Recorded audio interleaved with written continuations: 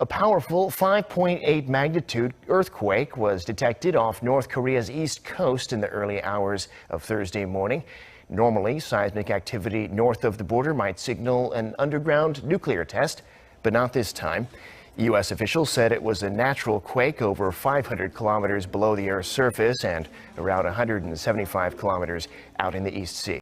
Even at night, there is no respite. The fires are burning out of control here. It's the weather that's to blame. 1,800 firefighters are working flat out in British Columbia, spread across hundreds of miles. But they're up against hot temperatures and winds.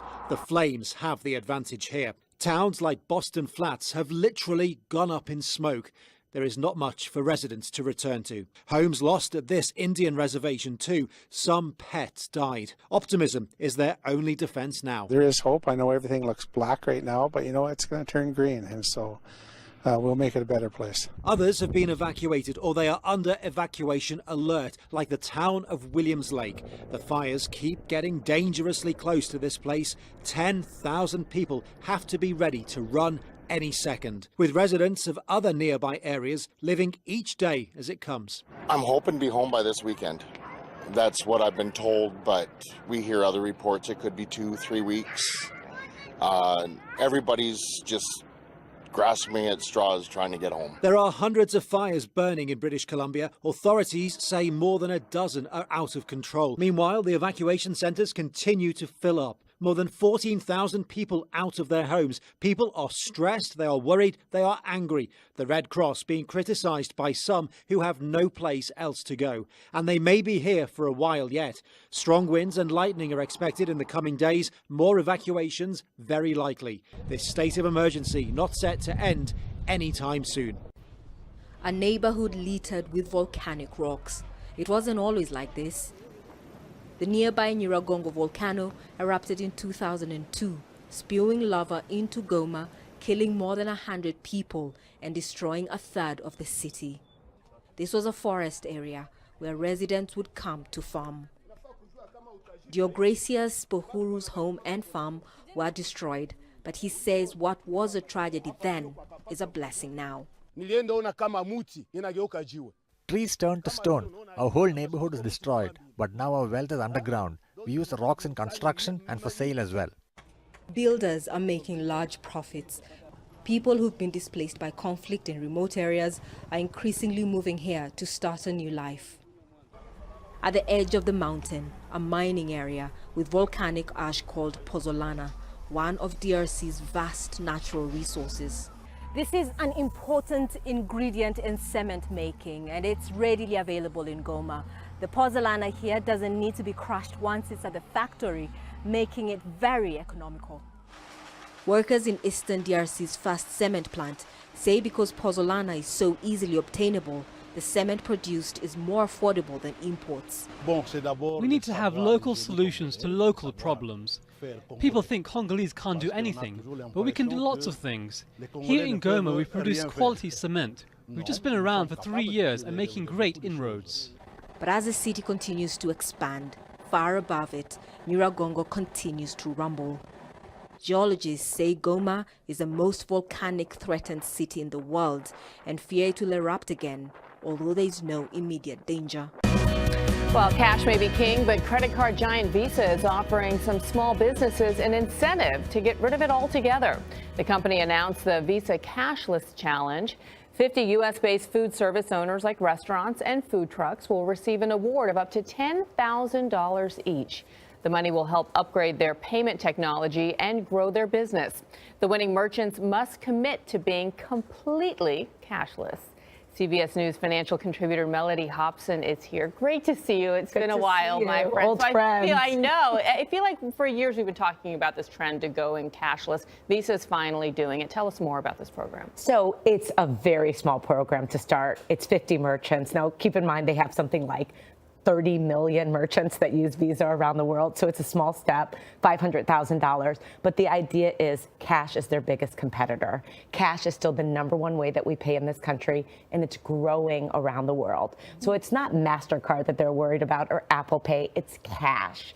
they want to take some of that business away from cash. So who benefits when we go cashless? Certainly the credit card companies, the debit card companies, the banks, they absolutely benefit. Remember, every time we swipe, they get a piece of the action, somewhere in the neighborhood of 1% for them, more for American Express. Certainly the contactless networks like Apple Pay, Google Pay, because they're going to invest in those that technology for these businesses so they can accept those digital payment networks. And then at the end of the day, the merchant, you don't have to worry so much about theft.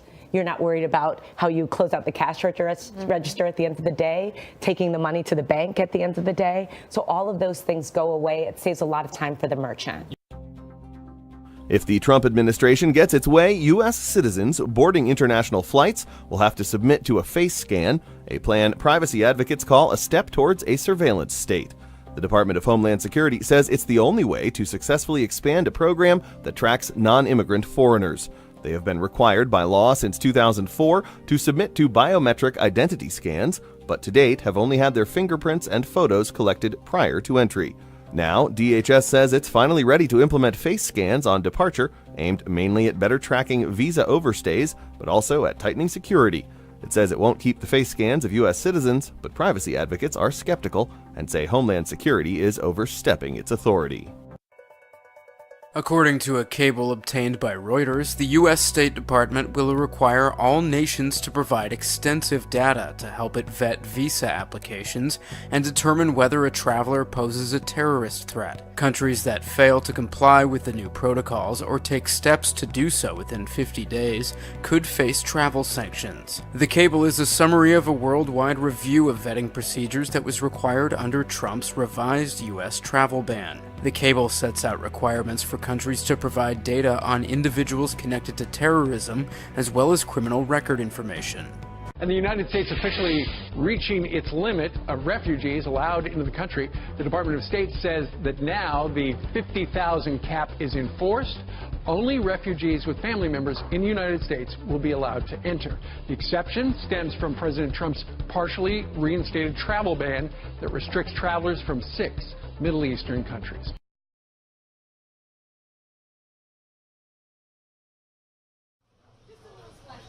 "29-year-old Jonathan Rivera already had a job as a waiter at New York restaurant Spring Natural Kitchen when he realized he needed extra cash. In 2015, he started working at the Telegraph Cafe in the city's hip neighborhood, Chelsea.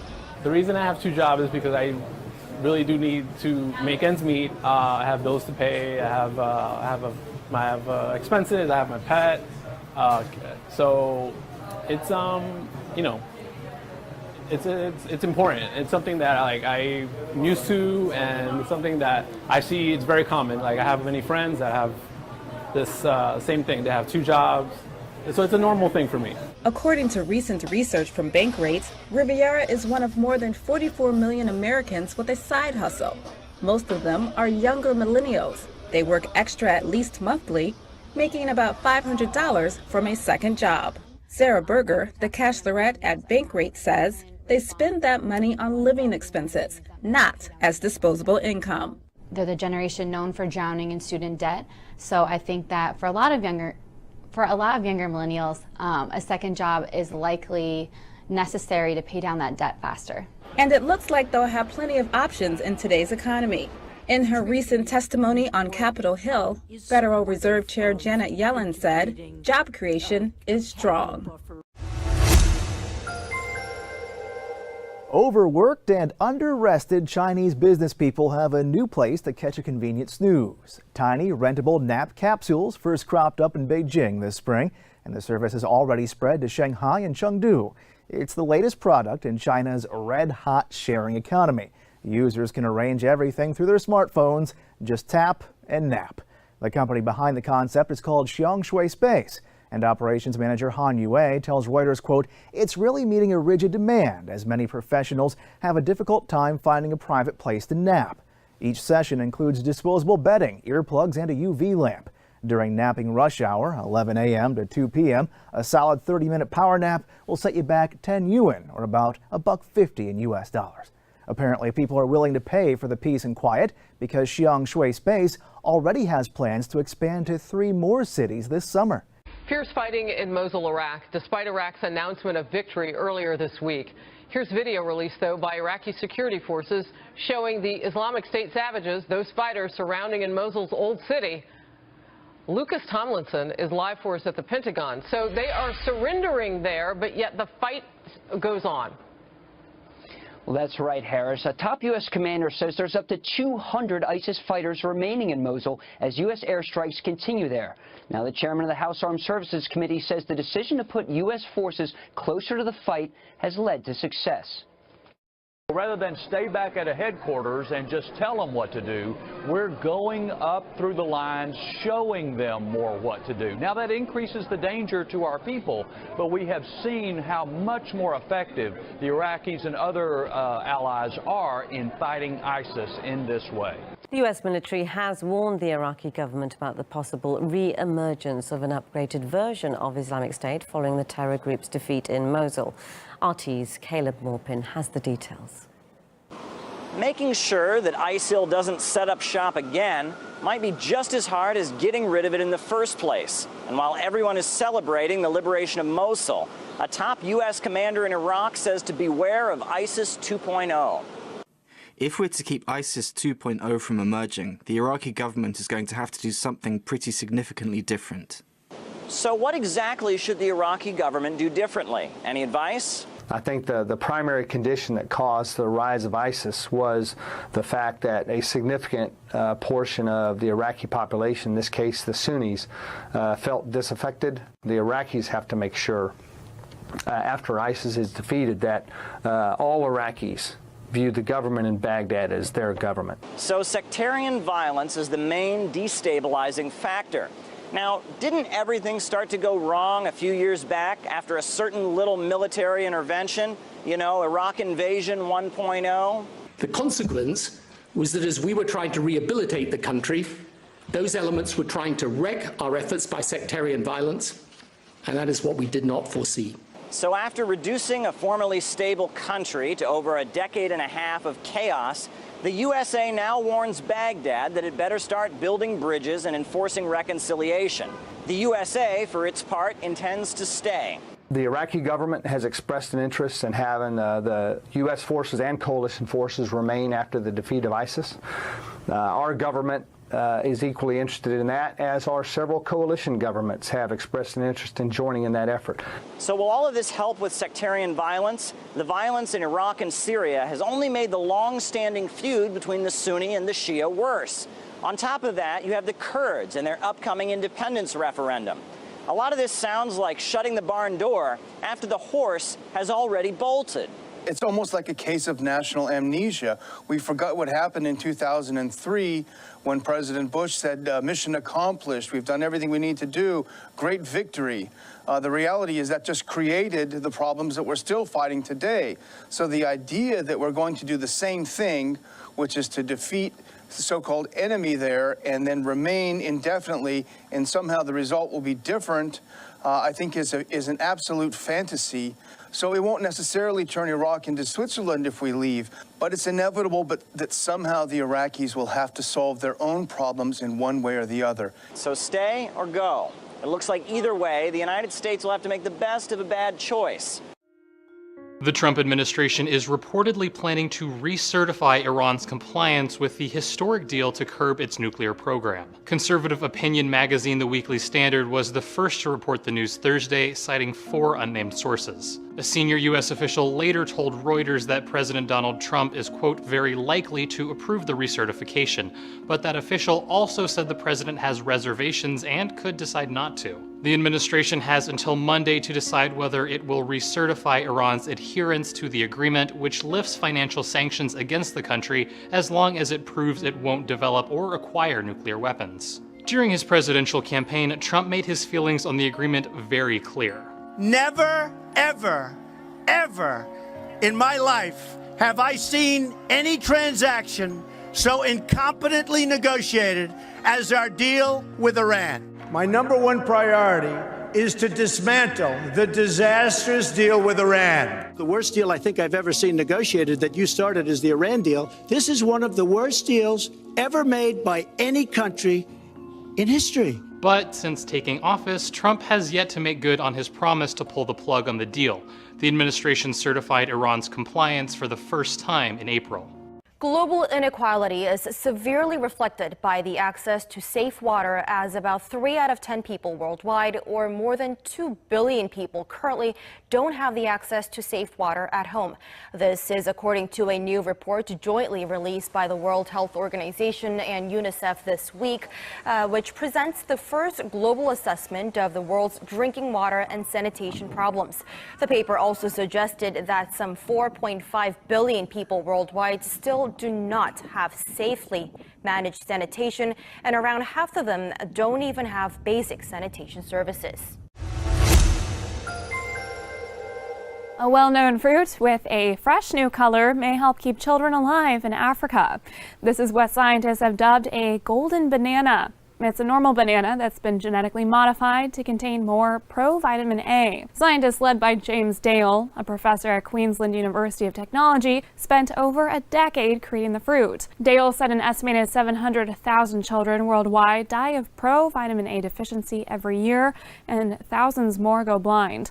So Dale's team found a type of banana from Papua New Guinea naturally high in provitamin A and singled out the gene responsible for the substance. That gene was then put into East African highland cooking bananas, which are a main food staple in rural Uganda and Greater East Africa. A new report published in the Plant Biotechnology Journal suggests early success among test crops. Researchers hope Ugandan farmers will grow golden bananas by 2021. Fish populations are rapidly declining due to overfishing and climate change. But some scientists think certain species can be saved by cryopreserving embryos. Researchers already do that with mammals, but preserving fish, reptile, and amphibian embryos poses a unique problem. They're relatively large and divided into multiple compartments, so it's difficult to cool and warm the embryos without damaging them. Now, scientists have successfully frozen and reanimated zebrafish embryos for the first time using a special cryoprotectant. The researchers said as fish populations shrink, this could help establish banks of frozen fish embryos to one day replenish the oceans. Cryopreservation has been used to save the sperm, eggs, and embryos of many species, including humans and domestic and wild animals.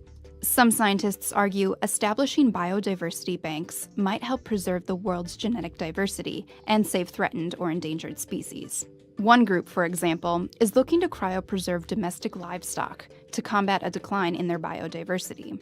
Another successfully preserved the eggs of some lions, tigers, and other endangered cat species. Scientists even figured out how to preserve endangered and rare plant species in seed banks, like the Svalbard Global Seed Vault in Norway. But cryopreservation isn't foolproof. Some embryos in the fish study died. We need better techniques to make sure more embryos survive the deep freeze. Following the Donald Trump Jr. email scandal, claims of alleged Trump-Russia collusion are topping the news agenda yet again. So much so that one of the president's advisors, Kellyanne Conway, decided to spell it out plain and simple to Americans. Just to help all the people at home. What's the conclusion? Collusion? No, we don't have that yet. I see illusion and delusion. So just so we're clear, everyone, 4 words. Conclusion, collusion, no. Illusion, delusion, yes. Viewers, though, haven't quite embraced her clarity, instead turning her into internet memes. One user suggested she's being held captive by the US president, or that she should have held up the final result of the 2016 election, while another thought it was like being taught by a kindergarten teacher.